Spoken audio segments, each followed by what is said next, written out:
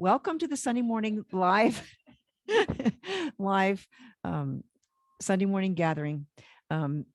You're all welcome here. Whether we know that all the paths end in oneness and in love, and you are in the right place. I'm Rev Pam Brandman, the senior minister here with the center, and we remind everyone that our center's purpose is love. Our vision is embracing all and serving with love while awakening to the one. And you've read through our receptivity statement together. And so now it is the time for our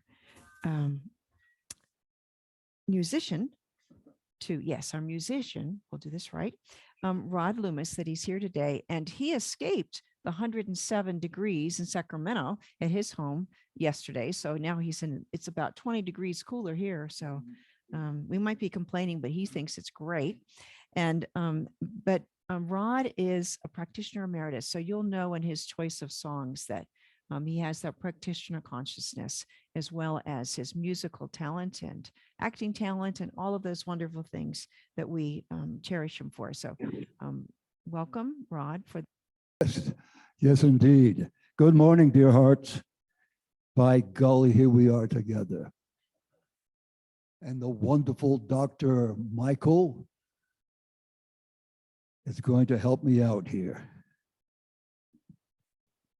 So anyway, yes, sir.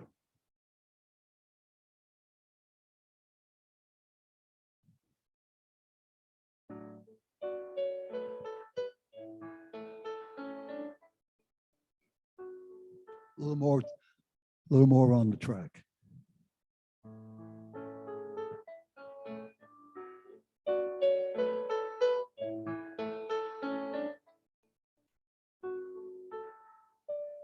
In this very room, there's quite enough love for one like me. And in this very room, there's quite enough joy for one like me. And there's quite enough faith and quite enough power to chase away any gloom.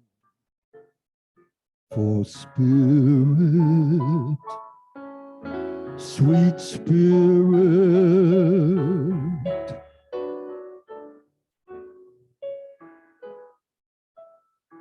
is in this very room.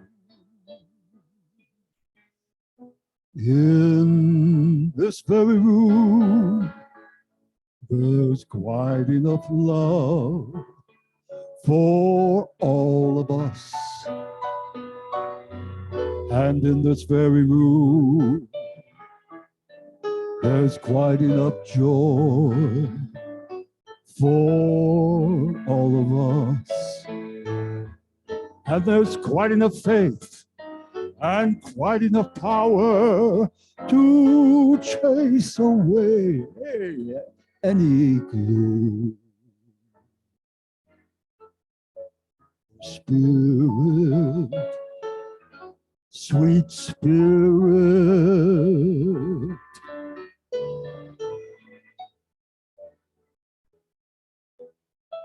is in this very room.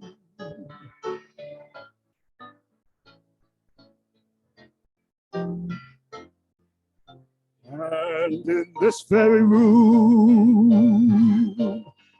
there's quite enough love for all the world.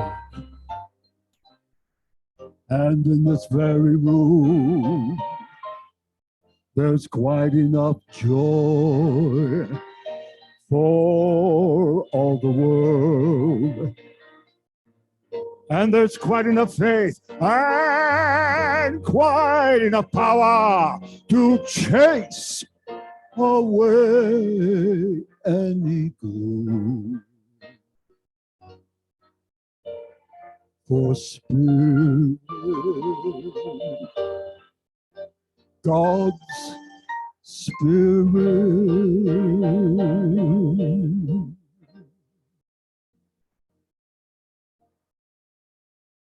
is in this very room. In this very room. This very room.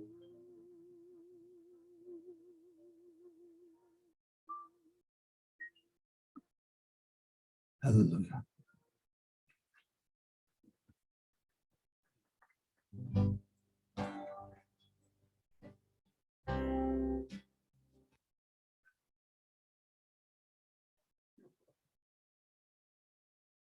Time for our practitioner.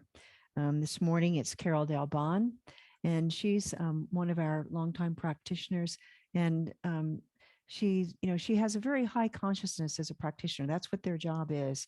And so if you need prayer after the service, call on one of our practitioners and you will make their day, because we know that prayer works and it'll work for all of us as well. So, but this morning, Carol is here. She led the meditation before the service at 9:25, always wonderful. And please help me welcome Carol for this special reading and invocation.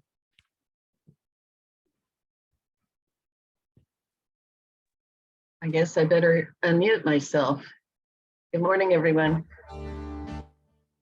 The reading that I have is from Life in the Woods by Henry D. Thoreau.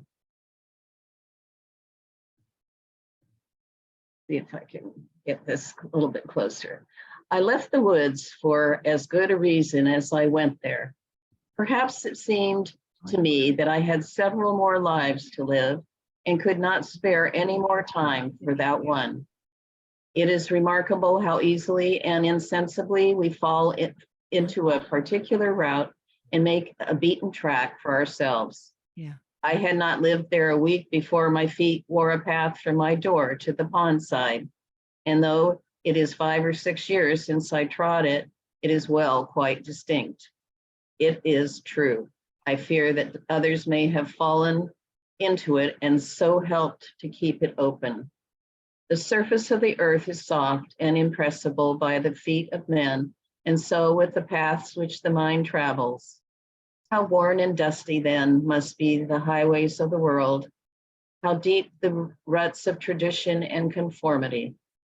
I did not wish to take a cabin passage, but rather to go before the mast and on the deck of the world, for there I could best see the moonlight amid the mountains.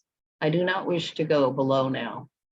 I learned this, at least by my experiment, that if one advances confidently in the direction of his dreams and endeavors to the life which he has imagined, he will meet with success, unexpected in common hours. He will put some things behind and will pass an invisible boundary. New, universal, and more liberal laws will begin to establish themselves around and within him, or the old laws be expanded and interpreted in his favor in a more liberal sense. And he will live with the license of a higher order of things. In proportion as he simplifies his life, the laws of the universe will appear less complex, and solitude will not be solitude, nor poverty, nor weakness. If you have built castles in the air, your work need not be lost. That is where they should be.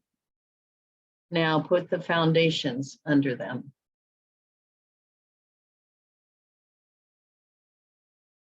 Those are amazing words from so long ago.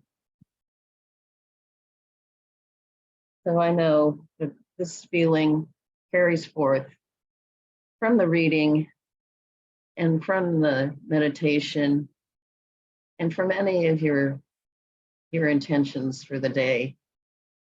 I know that this indwelling spirit is here with me, and it is with everyone. It's opening up to a bigger world, a bigger universe. There's beauty and love and joy, and you can witness that where you are. And I witnessed that in person when I was there last Sunday. So I'm in gratitude for that. This indwelling spirit is always with me, guiding me and directing me. And I know today's service is being guided and directed also by the spirit right there in that room, that very room that Rod sang about. And that there is enough joy and love to spread all over the world. I know this to be true, that we all have that ability as we bring our own consciousness in to that experience. We can broaden our reach into the world. So I'm grateful for this, knowing that this will be experienced in our service today with Reverend Pam's talk and Rod's singing. So I'm grateful to everyone here present. Let these words go, knowing it is so, and so it is. And speaking of Rod, I'm going to ask him to come up again and sing, and wish I was there to give him a big hug.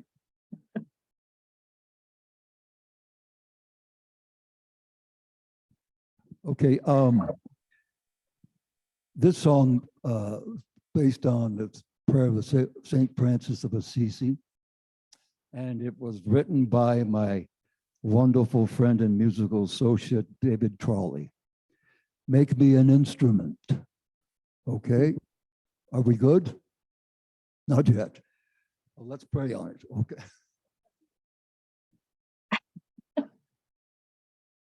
Yes, sir.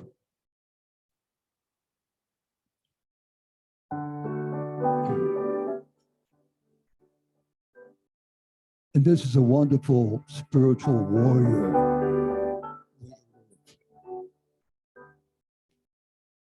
Where it is dark, may I bring light.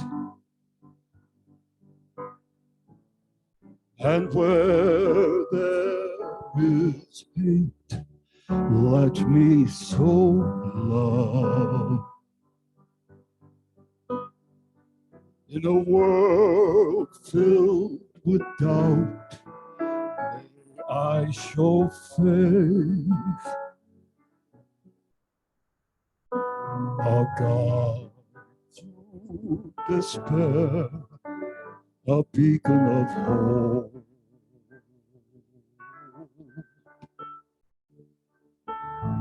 Make me an instrument. Make me an instrument. Make me an instrument of your peace. Of your peace.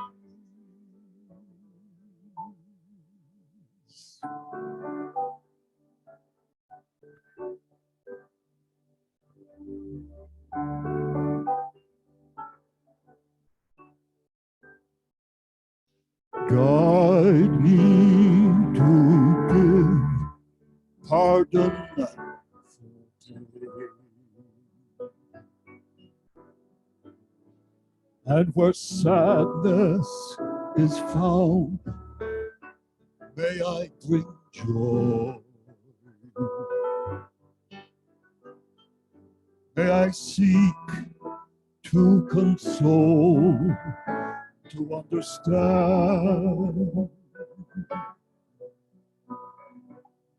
and to share your great love without demand.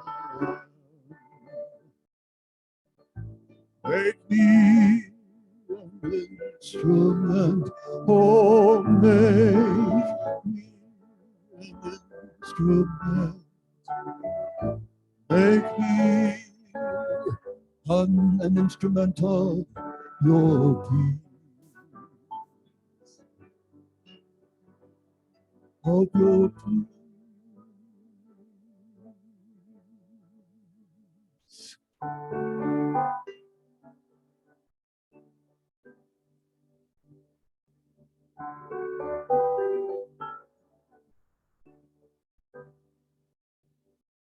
For in the giving I do receive, and in pardoning my spirit set free. For in dying I'm born again,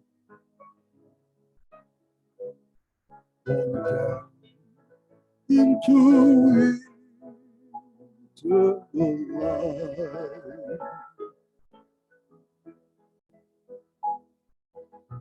Make me an instrument. Make me an instrument. Make me an instrument of your peace.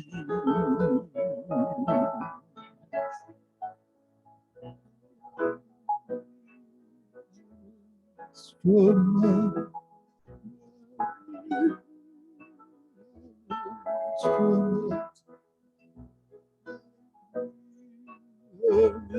Instrument of your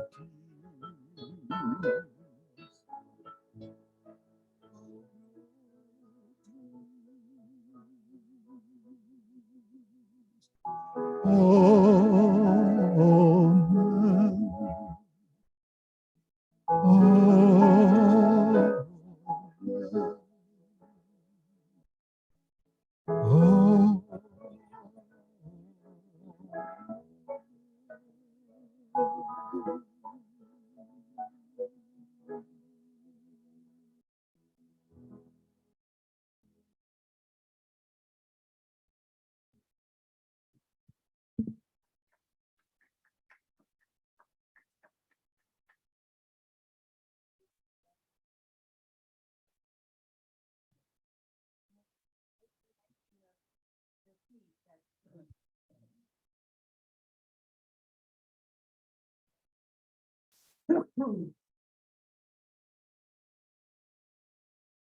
Look, so he's working through. All right, we're good. Great job. He's doing a great job. Hopefully everybody can hear us.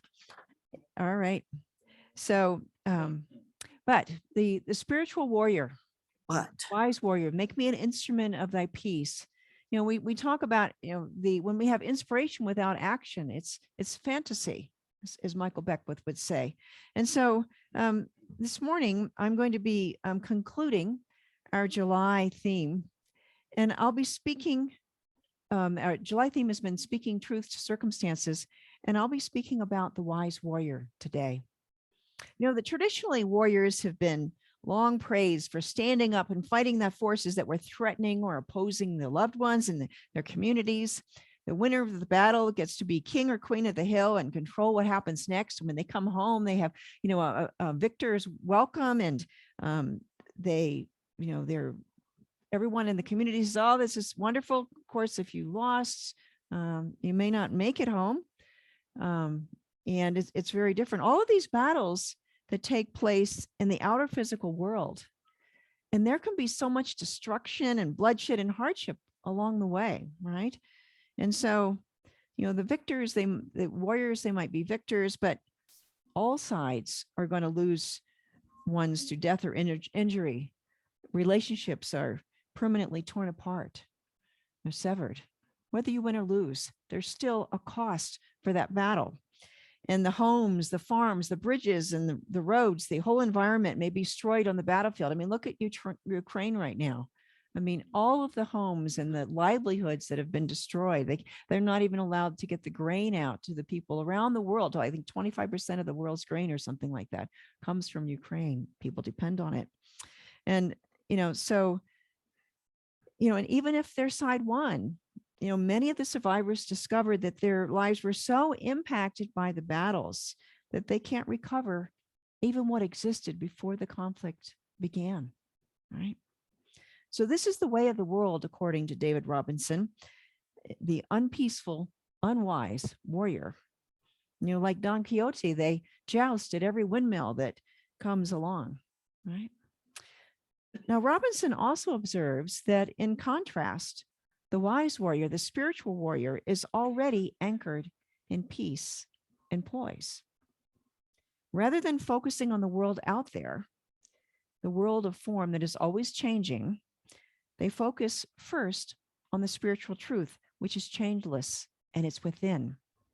They focus on what needs to happen without needing to fight, right? They realize that everyone is a part of that same one life that includes all of life, each one of us.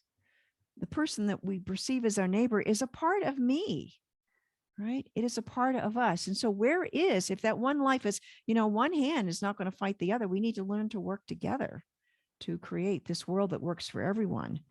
And so the wise warrior begins by recentering into that oneness before they take action. Black Elk, in the book Walking the Red Road, provides this guidance. The commitment is within your heart and the path you walk. A true warrior has confidence to stand alone, the courage to make tough decisions, the compassion to listen and help. Thoreau, in his book called Walden, he reported on his experiment of living in nature near Walden's Pond. And so he chose to focus on his dreams rather than looking for difficulties, right? Because what you look for, you're going to find. Make sure you find some of that, right? So if you want more difficulties, look for them. And if you want to look, for your dreams, look for those. The glass is half full. And so he observed in that reading that we had this morning, if one advances confidently in the direction of their dreams and endeavors to live the life that they have imagined, they will meet with a success unexpected in common hours. They will put some things behind, meaning that they let go of some things from the past, and they will pass an invisible boundary. New laws will begin to be established, or old laws will be expanded, and they will live with the license of a higher order of beings. For Thoreau, this was the path to a higher existence that was in harmony with nature and built on a solid foundation, right?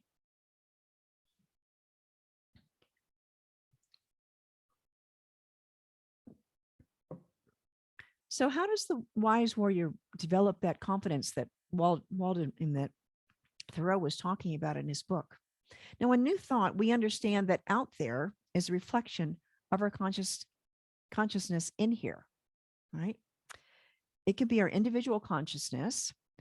The default consciousness is the collective consciousness of all the people who ever lived, whether whatever they believed was true or false, but it's still there. It's been planted, and that's what the inner belief that is manifesting what happens in the outer world. So whatever we perceive needs to change in the outer world. We want to change something. Einstein reminds us that we can't solve a problem at the level of consciousness that created the problem. We have to go within. We have to shift something to something new. Tom Adson, in his book Action Does It, he says, what you are living is what you really believe. We might talk about something else, but if we really believe something else underneath, that's what's going to control it. So whatever we are seeking, we cannot have anyway, because the law of mind keeps taking from us that which we are seeking. We only have that which we are. If we keep saying that I want to have harmony in my life, I want to meet Mr. Right or Mrs. Right, someday it's going to be perfect. I just need to work for 5 more years and then I can retire, or I just need to get this new job and then it'll be good, or I just need to change this relationship, or do whatever I need to do. But that's always out there, and as long as you're out there, it's out there, so we have to learn and when you're dealing at the level of consciousness, there is no time or space. There's only the now, there's only the present. And so when we do prayer treatment, we always speak in the present. I am in this perfect job for me. I am in the perfect place. I am in that perfect relationship. Right. And so we see that time. It's like, I think of it in terms of like, if you have a pencil and it stretches out, and if you rotate that pencil, it becomes a point. Right. And so from that perspective, it all collapses into oneness. But if we stretch it out in the spectrum of time and space, we can see it separated so we can understand the different parts. But if you see it all as one, it's all one. So we stretch it out to see what it is. All right. So Plotinus, he was a Greek philosopher who was born about the year 200 CE, and he's considered the founder of Neoplatonism. And Ernest Holmes, the founder of Science of Mind, he studied in depth Plotinus and all the other Greek philosophers and mystics throughout the ages. And so, as quoted in the Science of Mind textbook, Plotinus said, "I do not argue, I contemplate. And as I contemplate, I let fall the forms of my thought." So for Ernest, this is how nature creates. It contemplates. It lets fall the seeds of its thought into the universal subjective, which being the law produces the object thought about. So when we have our thoughts, we choose what we're going to think, and we plant that seed into the universal subjective, and it will manifest whatever we're thinking or believing, really. And so this is the same process that is reproduced in humans. As the supreme being, the one nature has created this, the same thing happens in our own lives. Whatever we think falls into the universal subjective mind, and unless neutralized, keyword, tends to take objective form, right? So if we've had this long habit that's not getting us what we want, we can change that habit. So we need to, oh, there it goes again. Stop, new thought, put it into place. All right. Mysticism is a very important part of what Ernest Holmes talked about, and the wise warrior is truly a mystic. Ernest Holmes spent a lot of time in the Science of Mind textbook talking about mysticism, and especially during the last 2 years of his life, clarifying the difference between psychics and mystics. Now, a psychic is someone who sees the tendency and motion in the physical world, how things will turn out if they just keep going the way that they're going, and the wheels keep rolling. But the psychic predictions, they seem contradictory because they just represent the flow as it's going along. And so different people have different perspectives. They see different psychic impressions of the form, which is always changing, right? And different psychics will have conflicting answers. Now, if we shift to the intellect, all right, well, people who analyze situations with logic and the scientific method. I was an engineer before I was a minister, so, really great. I love to do that. And it's a step closer to finding an unbiased analysis of a situation. And it ties analysis to the scientific laws that can be relied upon, actually to a point, because the Newtonian physics worked until relatively of Einstein, and even that they're finding there's a limit to that. There's something more because it's all infinite, right? We have finite minds trying to understand the infinite, so we can never really fully understand the whole of it, right? Because we've only got a piece of the divine mind. But the infinite cosmos can only be known by mystics. When you have a cosmic consciousness experience, you get to the point where there is no time or place. There is no separation. There is only just being, that oneness, right? And the mystics are the ones that are always consciously courting the divine presence, right? They want to be in that consciousness of oneness and see from that place, right? So they have a glimpse of that infinite, of that divine harmony that is the natural state of nature, of all of life. And so the mystics are in tune with the infinite. Ernest Holmes says, mystics do not read human thought, but rather sense the atmosphere of God. The mystics of every age have sensed and taught the same truth. It's the unchangeable. So a mystic is like a wise warrior. They stay in conscious awareness of the divine presence, and they do not contend or argue with people. They see the truth and they know. Ernest calls mystics the great revealers to humans of the nature of the universe and the relationship of humans to God. The wise warrior pauses, steps back, and centers themselves in oneness and truth before entering the fray of a controversy or any situation, right? And this also sets in motion that higher possibility to manifest rather than letting things continue the way they always have. Set that new thought in motion. So the analogy is like when when you're playing ping pong and the two players can hit that ping pong ball back and forth and back and forth and back and forth and back and forth. And but if you want to change and do something different, you just stop hitting it back and you do something different. You change the game, you change your intention. So the change begins at that inner level before it manifests on the outer level. Now imagine how we could act together to change the world from the consciousness that we all come from the same source. If we know that we're one and we act from that oneness, rather than being in our individual silos, we're going to learn to have transformational relationships. We learn to understand and appreciate each other and our differences and understand where we're really coming from. And everyone really is looking for love. You know, every act is an act of love or a call for love. And that's a very transformative place to come from. And in order to do that, then we would be asking, what is the highest and best for me and for all of us? It's if we are all part of that one life that is God. And once we are each individually and collectively anchored in the power, presence, and wisdom of the infinite, the wise warrior can focus on what needs to be done without needing to fight. You know, from that clarity and surrendering to a higher purpose, we change how we see the world. Instead of arguing, we contemplate wholeness and love. We become the change we want to see in the world, as Gandhi always told us.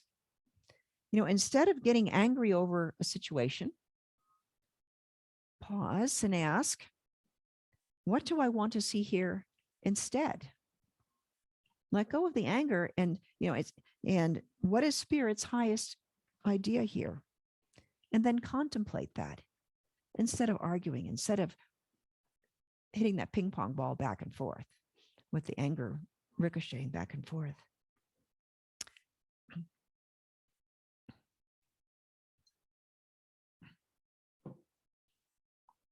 One important difference when we're looking at the world is the difference between commitment and attachment. Now we need to release our ego's ideas about what the perfect solution would be.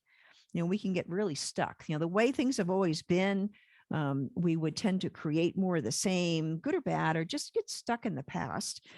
And sometimes we get so attached to one possibility that we don't want to give it up, right? We have to release what is in order to make room for the new and higher possibility that is seeking to manifest. Now, there's a great story that's told by Rachel Naomi Remen, who is a doctor, psychologist.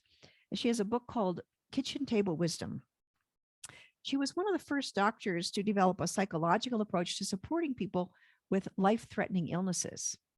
And this is a really great story that explains this difference. So in the early 1960s, she had a patient who was a young man who had become separated from a skiing party, and he spent 3 days alone in sub-zero temperatures, but somehow he managed to survive. And so he had been hospitalized for several days in the ski country up in the Northeast. And then he was flown to Dr. Remen's hospital in New York because he had frostbite and progressive gangrene of his feet. The local surgeons had wanted to amputate and had hoped that the New York vascular surgeons could save his feet and avoid this difficult choice. The young man really wanted to keep his feet. And so he had some initial surgeries. And then for 3 weeks, the outcome was not at all clear, right? And then his left foot began to improve. But his right foot became steadily worse. The time for amputation was at hand, but the young man flatly refused. He preferred to keep his foot. Now, gradually, he became sicker and sicker as the toxins from his injured foot spread throughout his body. His family and friends were desperate, but he would not be moved. He would keep his foot. The situation came to a head late one evening when for the third or the fourth time, doctors on their rounds came and explained their most recent laboratory results and his worsening condition. Right? In the midst of this discussion, his fiancée, overwhelmed by the possibility of her beloved's death, was driven beyond her endurance. It was too much. And so weeping, she tore off her engagement ring off of her finger and she put it on his little toe on his right foot. And she said it was all swollen and black by this time. And she said, I hate this damn foot, she sobbed. If you want this foot so much, why don't you marry it? You're going to have to choose. You can't have us both. And she stormed out of the room.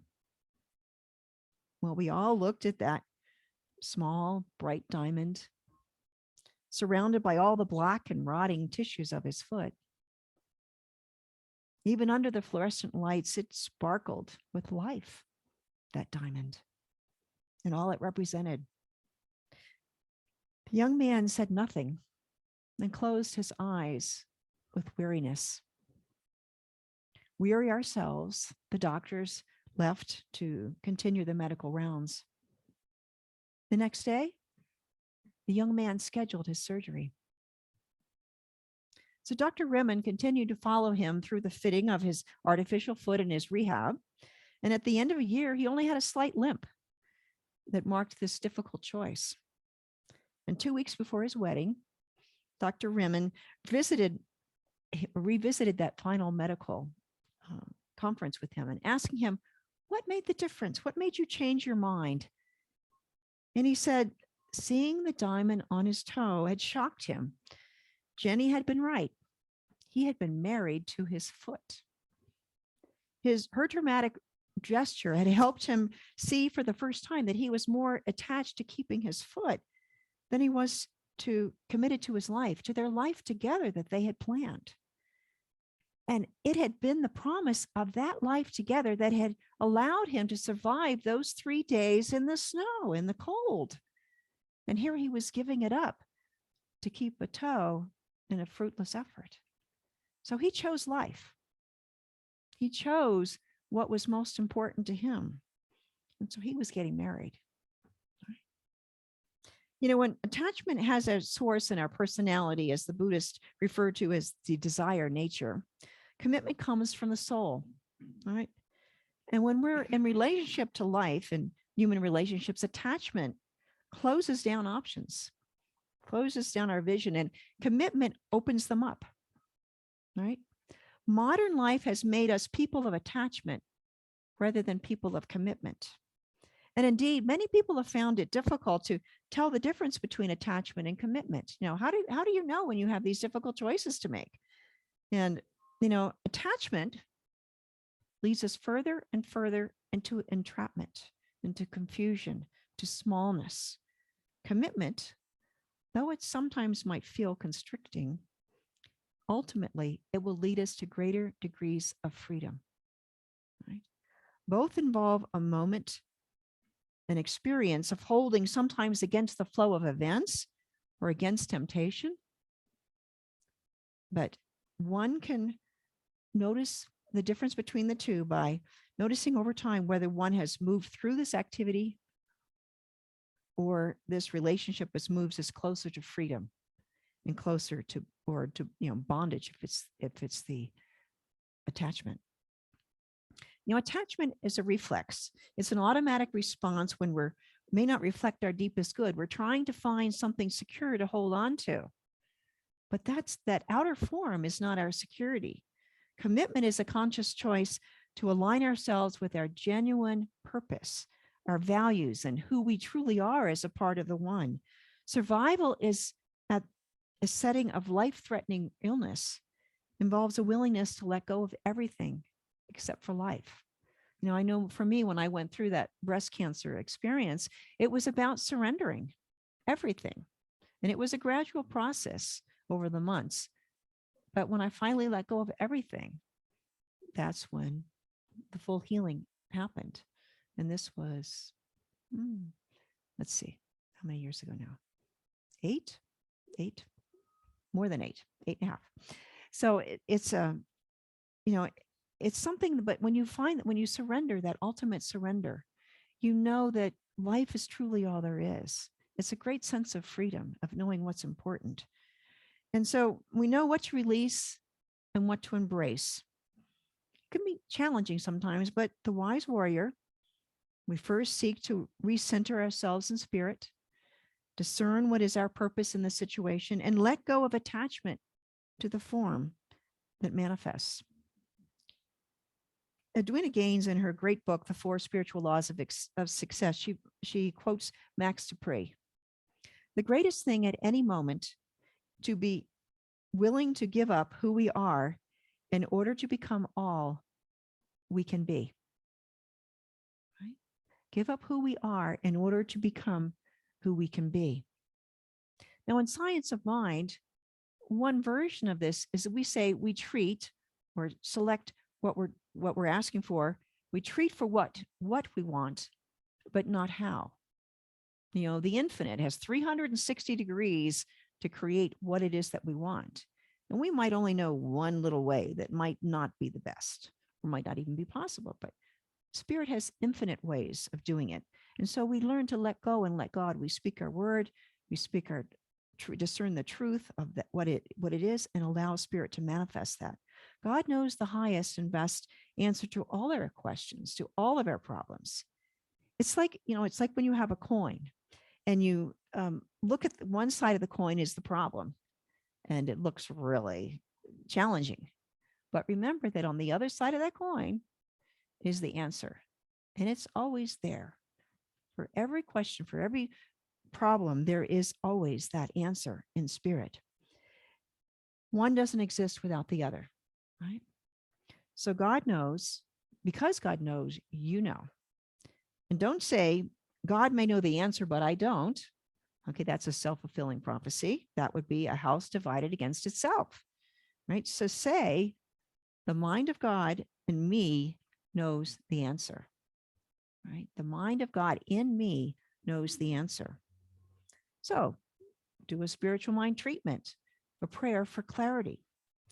There's a great article in the July Science of Mind magazine by Ernest Holmes, and he says that when you remember and assert that the mind of God in me knows the answer, you will find that new thoughts and new ideas just begin to flow through your thinking, giving you the solution to your problem. You'll wake up at 3:30 in the morning and with great ideas, and have your pad and pencil ready, because you'll be amazed at what comes through when we let go. And remember that it's not just enough to say that God is all there is. You must make the next step to say that there is one life. That life is God's life, and that life is my life right now. I am a part of the one. The mind of God is my mind. My mind is a part of that divine mind. And then think and act and live as if the answer is coming to your conscious mind for action. All right. Open the channel. Right. As long as we're in fear, the channel's closed. But when we open the door and trust, it will come through. When you step on the accelerator in your car, you assume you've put gas in it or you've charged it up overnight. We trust that the car is going to accelerate and go forward, right? Or in reverse, if you've got the gear in reverse. So similarly, trust that the law of God will shift into action just as reliably. When you speak your word, we choose with love where we want to go, then the law will take us there and make it so. As the solutions are revealed to you, as you are true to you are as an expression of God in the world, you will feel the tension and anxiety within you diffuse, right? You will know that you are in partnership with God. You will feel that freedom. You will be amazed at everything comes together at the right time and in the right place to support you in perfect ways. You know, Raymond Charles Barker always has such direct, no nonsense approach to metaphysics.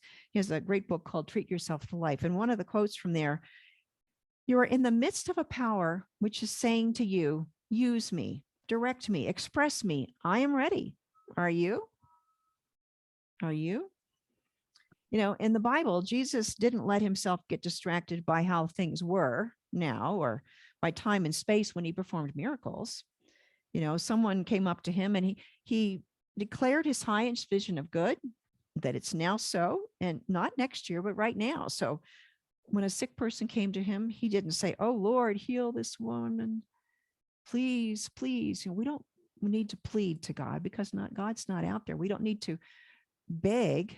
In fact, we're speaking the words of spirit. When we're centered, we're a part of God. And he said to the woman, you are well. And she was right then and there.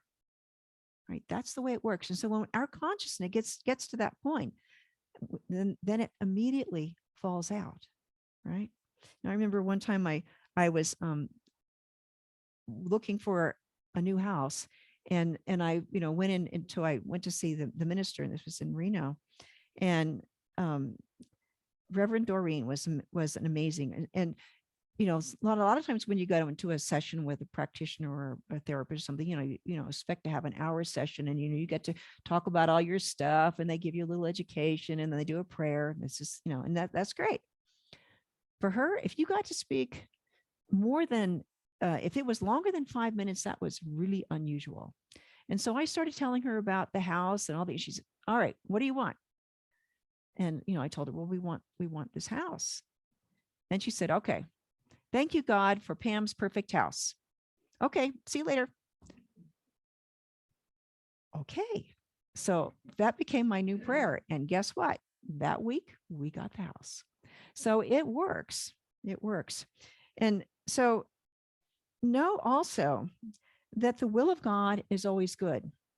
Now, Plotinus, when his writings, he gives God the nickname of good.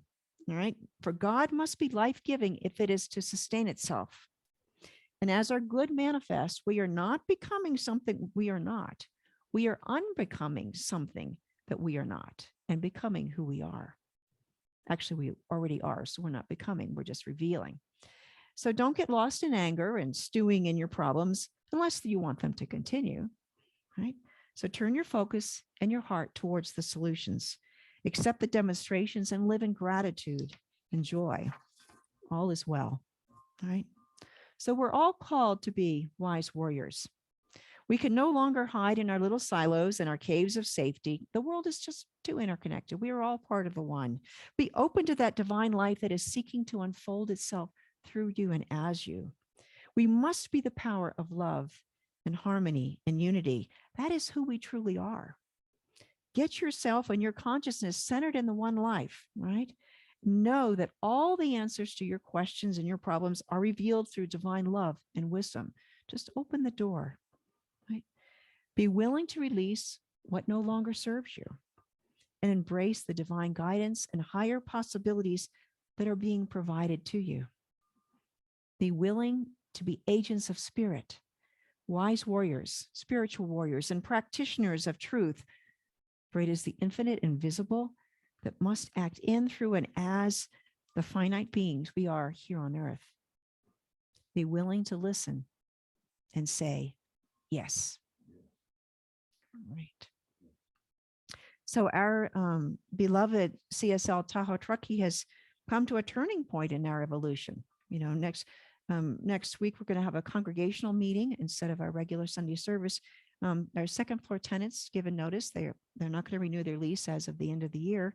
And so we're taking this opportunity to revisit our purpose as a spiritual center and how this building supports us or distracts us from that purpose. And Penny Scholler, our president, is going to talk a little bit more about that during the announcements. But, you know, come and join us. And your voice is a part of how we're listening to spirit and what it can come through for all of us. So join us next Sunday as we gather as the spiritual wise warriors. Let's take this to prayer.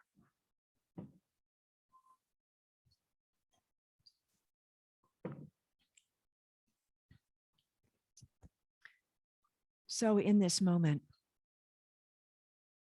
we know that there is only one life. That life is God's life. That life is perfect. That life is my life and the life of each person here, each person in our congregation, each person in the sound of my voice, each person throughout the world. And as I let go of the things that I have held on to as security and realize that my security truly lies in this greater sense of who I am, of being a part of the one, I feel that flow of life flowing through me and as me, and I feel greater possibilities opening up. And I see that truth sifting itself up to the surface, the spiritual truth. I see that divine presence everywhere. And as we are looking for answers, that truth rises to the surface and it becomes clear. Before it is divine guidance and clarity and wisdom that is guiding us as individuals and as centers. Whatever we are seeking is seeking us.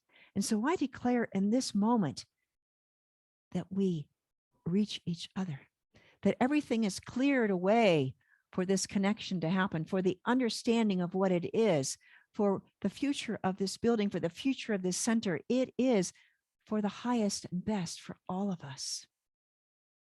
And so we step out with courage.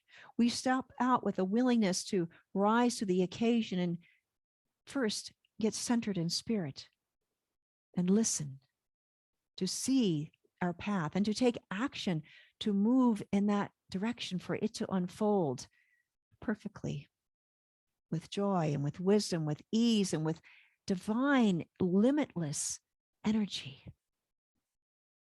It is great to come together as CSL Tahoe-Truckee and to our greater yet to be.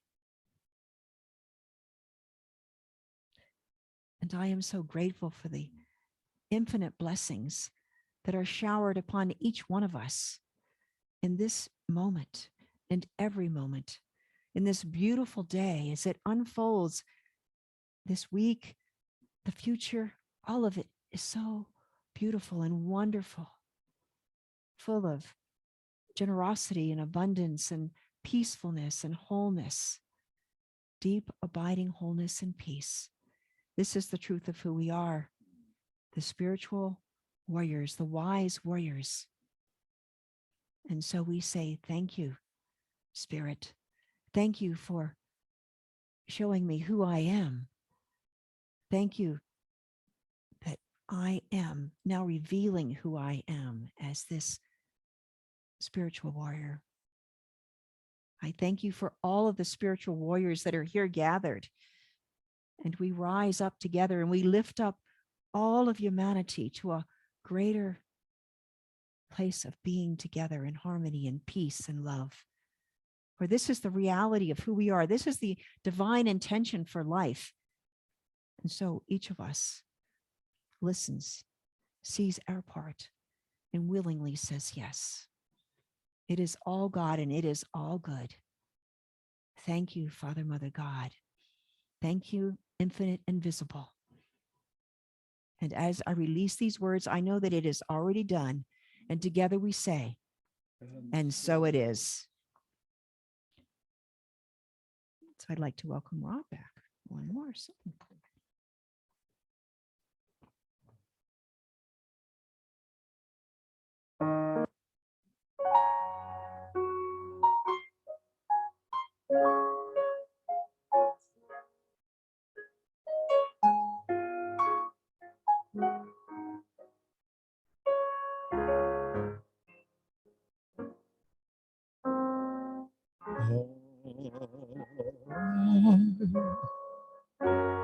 I'm one of many with just one life to live. The gifts I have great and small, I give them all. I give simply, truly, from my soul I give.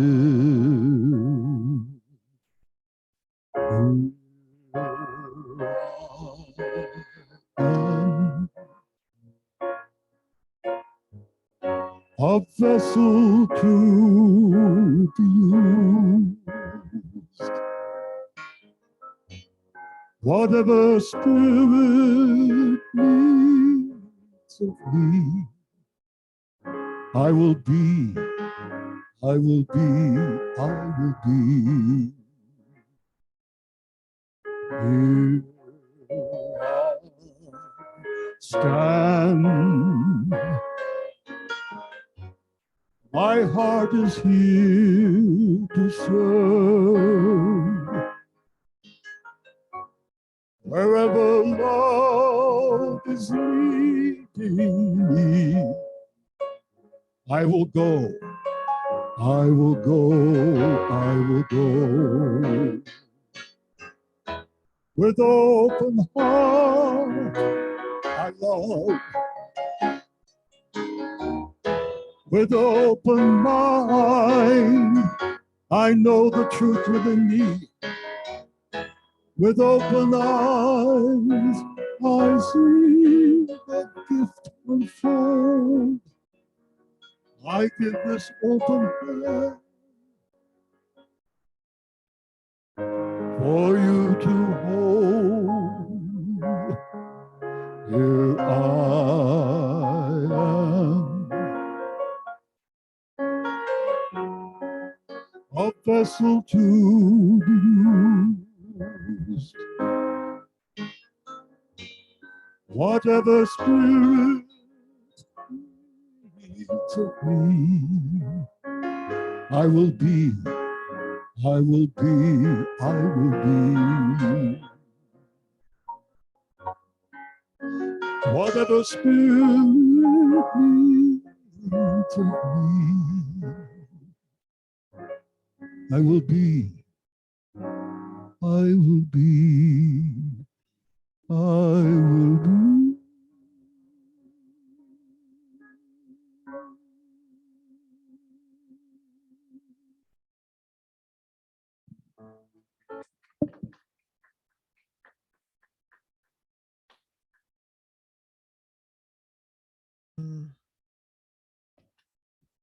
Whatever spirit asks of me, I will be. Right? That's a spiritual warrior. Yeah. So now is our prosperity time at CSL Tahoe-Truckee. We know that God is our infinite source, and for a center and for each of us as individuals. So if you were inspired by today's gathering, please consider sharing your abundance with our spiritual community. Donations of your time, talent, and treasure to our center support our vision of embracing all and serving with love while awakening to the one. We're extremely grateful when you show your gratitude that CSL is continuing to make a difference in your lives in the community. So there's lots of ways to give. There's cash, checks, automatic debit from your checking account. On the website, you can use PayPal for credit cards, PayPal or debit. And we also have a Venmo account. So whatever works for you, it all works. And we're grateful for all of it. So please hold your offering over your heart or your intention and read our prosperity affirmation with me. In everything I give thanks, I gratefully and joyfully share my offering, which flows from God, my infinite source. My gift blesses this center and all who are guided, healed, and empowered by its activities. And so it is. Oh, okay. God is my source. God is my power. God gives me everything I need. So I give thanks for all my blessings. God gives me everything I need. God God is my source. God is my power. God gives me everything I need. So I give thanks for all my blessings. God gives me everything I need. And so we give thanks for these gifts which have been so generously and graciously given, for we know that it is all part of that divine infinite flow that it supports our center and each one of us so generously, so graciously. All is well and all is God, and it is good. And so it is. All right. Well, I want to welcome our guests this morning, and we have a few people that have found us. COVID's over, and we're so excited to have people that are discovering us again. And so if you would, we have Denise that is here. If you'd like to talk with her after the center. And I see you've already got one of our welcome packets there. And we have Lisa, who's visiting us from South Lake Tahoe. And then I know Gloria. So Gloria's not new, but we don't see her as often. So I'm glad that she's here today. And all of you and any of you that are online, we're grateful that each one of you is here with us today. So each one of you is important part of us. And also, if you're a visitor, make sure that you sign the guest book, and so we can get you on our mailing list for our newsletter that comes out on each week with all of the activities that are going on. Now, this morning, I want to have some thank yous for our spiritual warriors that put this program together this morning. And so thank you so much to Michael Brandman for bravely stepping up to master that. You know, it's like riding a Bronco, I think, sometimes when you haven't done it for a long time.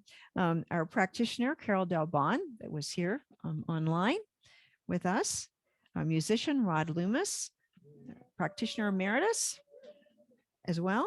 Hospitality, Shirley Nelson, and was here, and I think other people have dropped some goodies in there as well. E-bike ride, that's still going strong on Tuesdays, and Sue Pipel is the one that has organized all of that, and that takes a lot of work, but it's also a really special time for all the people that are participating. So lots of good things going on in our center. But now in our announcements, the first one is we have hospitality right after our service. So we have some goodies here in the hospitality area. So join us there if you're online. We'll keep the Zoom open for a while so you can chat together. And then next Sunday, July 30th, our practitioner will be Nancy O'Neill. And she'll be leading us at 9:25. But then at 10 a.m., instead of our normal service, we're going to have a congregational meeting and potluck food of some sort. And so Penny Schuller is going to tell us a little bit more.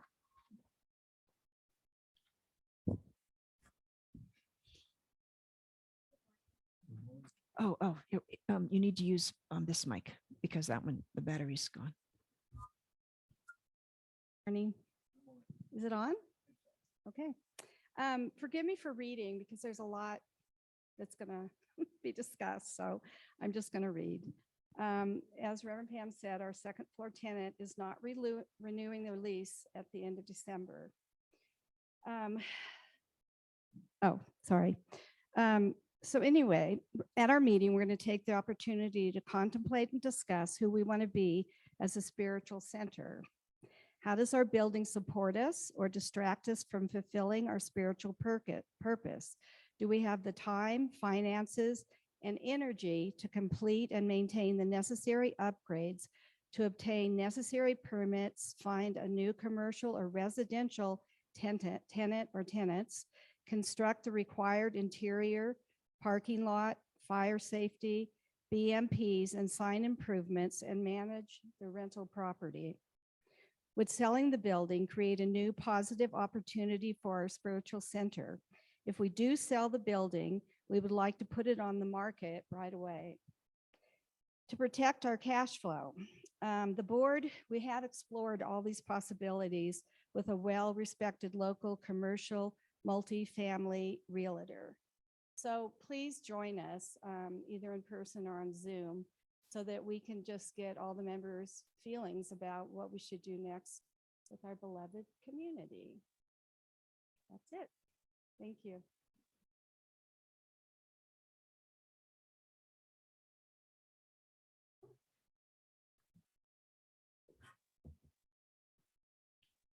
Yeah. So we're practicing what we preach. So we're, going within and listening to spirit and see, what's next for us. Right. So now online, you can go online to our website and find out all the things that are happening with our center. And there's lots of information on there of all different kinds. And also you will find the video recordings there of our Sunday gathering, and some meditations are also there on our website and on the YouTube channel. And that's the website. And we are also on social media with Instagram and Facebook and YouTube as well. Okay. And then our e-bikes, I mentioned that this Tuesday, July 25th at 9 a.m. They're meeting at Kilner Park at the top of Dollar Trail, and they will divert into Lake Forest on their return for a picnic lunch at Bristlecone. So if it's really hot again, you can go swimming and have a wet t-shirt on top of your bathing suit. I think I don't know who wrote that one, but okay. And ride it, but it'll be cool. And but for the schedule, you can go on the website and it's all on there. And or you can talk to Sue Pipel if you've got any questions. And she keeps a text message. So if there's a last minute change for whatever reason, then she'll send something out to everybody. And Sue is sitting here in the back row. So next Saturday, Tuck Wilson, one of our musicians, he is performing at Olympic Valley Chapel at 4 p.m. It's a fundraiser for them. And his performance is called Where Do These Songs Come From? So he is going to explore his inspiration for the music that he writes and how his own songwriting has changed over the years. So it'll be a great time. The Centers for Spiritual Living SOAR 2023 retreat is at Asilomar this year, which is fantastic. There's great speakers, great musicians, workshops, and excursions, and time to meditate, and great food, and great company. And it's a fantastic experience. So if you, August 8th through the 11th, and I think we have 5, maybe 6 people going now. And you can still register, I believe. I'm not sure if they have rooms on campus yet still, but anyway, it's a great thing if you want to join us. On Wednesday night, August 16th is the next new moon. And so the Red Tent, the monthly women's circle, Sacred Circle, will be meeting over at the Lake Tahoe Wellness Center. And they have a ritual, share food and time together.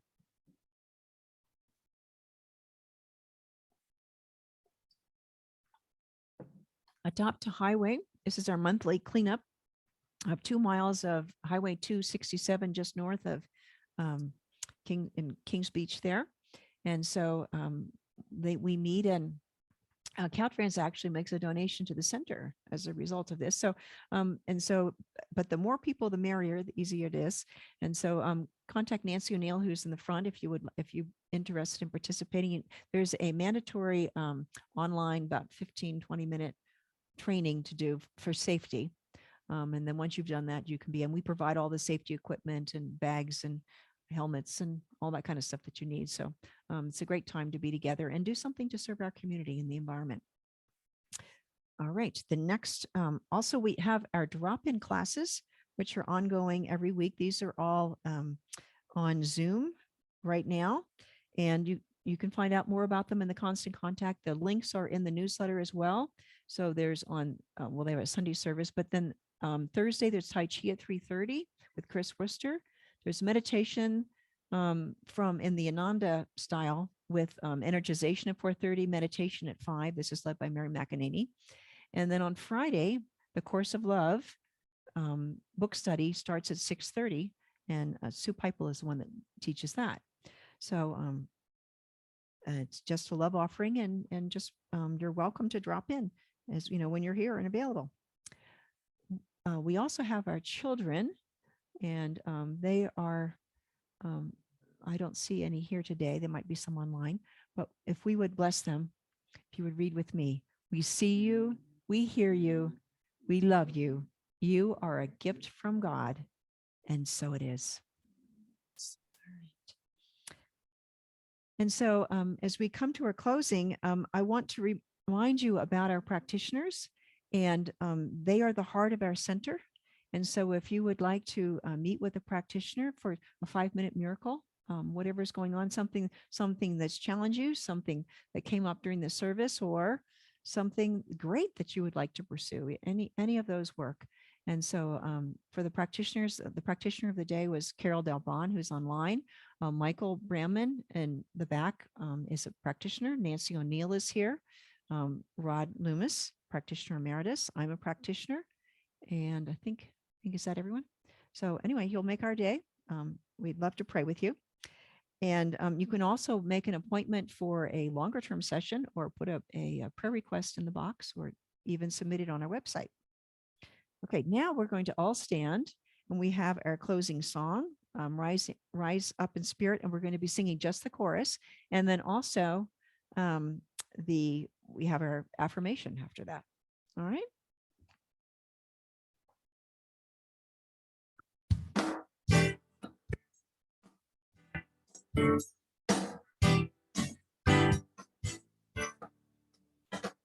Not gonna kick into this pain in my heart.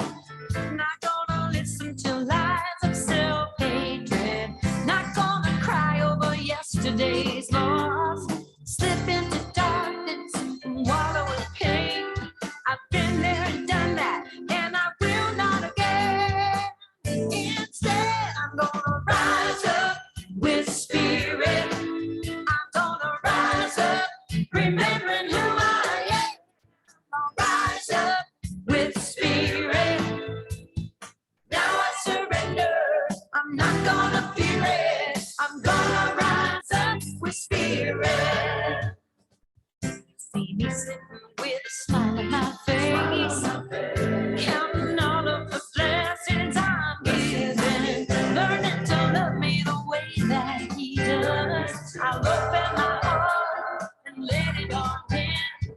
I know it gets better with each moment I'm in. With spirit, I'm gonna rise up, remember